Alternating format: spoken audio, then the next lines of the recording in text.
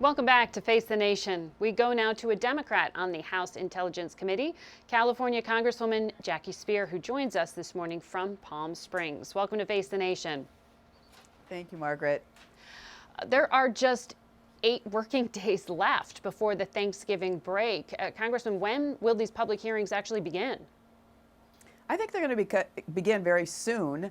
We have one more week of interviews that will take place, and then I'm pretty confident we're going to move into a public hearing setting in which the House Intelligence Committee, along with the Foreign Affairs Committee and the Oversight Committees, will start to place in the public's hands the information. I also think the transcripts are going to start to be released next week, and that's going to give the American people an eye on exactly what we have heard. And what we have heard is growing evidence of grounds for impeachment. Democrats are going to hold strong in terms of defending the democracy we have. And the question for the GOP is, are they going to put Donald Trump ahead of our country? Well, when will those public hearings actually start? I mean, are you talking about week after next? You said you have more depositions scheduled this week. Next week, do we start to see the public hearings? I think that the following week is likely to be when we will start having hearings. And then, of course, once our work is completed, the investigation, then it will move to the Judiciary Committee. But it's really important to point out that, one, the Republicans complained about the process, but the process was very equal.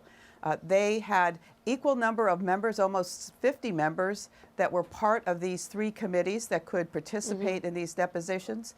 They had an hour to question their side, and then we had an hour, and then 45 minutes. It was equal all the way down the road. One of your fellow Intelligence Committee members, Joaquin Castro, tweeted this week that he believes one of the individuals who testified under oath, Ambassador Gordon Sondland, he's the U.S. ambassador to the EU, has committed perjury. Do you believe that? I think that there are inconsistencies in his testimony based on testimony we've heard from other witnesses, and it will probably be appropriate for him to come back and have him interviewed again. Is there a date for that? Has he agreed to do that? Come back and answer more questions? I don't know that that decision has been made yet. But it is something you think is necessary at this point. Otherwise, I do believe it is. But the perjury word is too strong for you. At this point, it is. Okay. You mentioned that there will be testimony made public in the coming days. I mean, how are we going to receive this? How many pages? Who's first out to be released? Because the accusation is, of course, that all of this is cherry-picked. No, I think you're going to see all of the transcripts that are going to be released probably within the next 5 days. I don't know if they're all going to be released on the same day, but they're going to be very telling to the American people. There's no question now whether there was a quid pro quo. And now the question that the Republicans are trying to throw out is, well, was there corrupt intent? Well, corrupt intent is defined in part by whether or not the president has lied. And he has lied over and over again that there was no quid pro quo. There was no this for that, but there was a this for that. He was withholding money from Ukraine. Here they are defending themselves against the Russians, holding as much as $400 million, waiting for them to come out publicly and say that they would investigate the Bidens and look into this phony server issue. So it is the first time that we've seen this kind of abuse of power by a president and for personal gain. And that's what is so remarkable about all of this.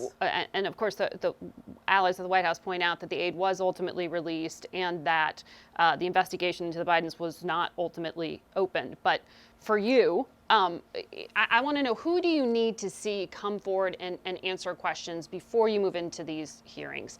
John Bolton, the former national security advisor, we know there's interest in asking questions of him. Is he actually going to show up? I mean, is he your star witness? Well, I think we've had a lot of star witnesses, to tell you the truth, but we would like to hear from Mr. Bolton. We'd like to hear from Mr. Eisenberg. But whether or not they are going to respect the subpoena is another question. I'd like to also remind your viewers that we have sought information from the State Department that they have not made available to us at all. There has been an effort to prevent us from accessing information that we rightfully have the ability to have under the Constitution as the oversight function in Article 1. Quickly, do you think the articles of impeachment will ultimately include things other than Ukraine? I'm not sure. I mean, it could include obstruction of Congress. I think that you can make a case for bribery now, and I think that discussion needs to be seriously developed and considered, because there was an effort to try to seek to get something of value from Mr. Zelensky, the president of Ukraine. You're speaking to us from California. We know your home state has been just ravaged by some of these wildfires. The president tweeting about it this morning and has seemingly been blaming your governor for, as he put it, failing to clean the forest. The president said, though, that California won't get any more federal money for help. What's your response to that? Why should taxpayers make up for what the president says is the state's self-made problem?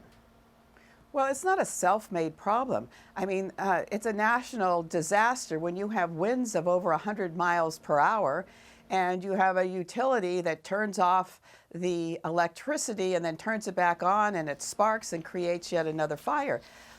You know, the president has a serious problem with California because they didn't support him.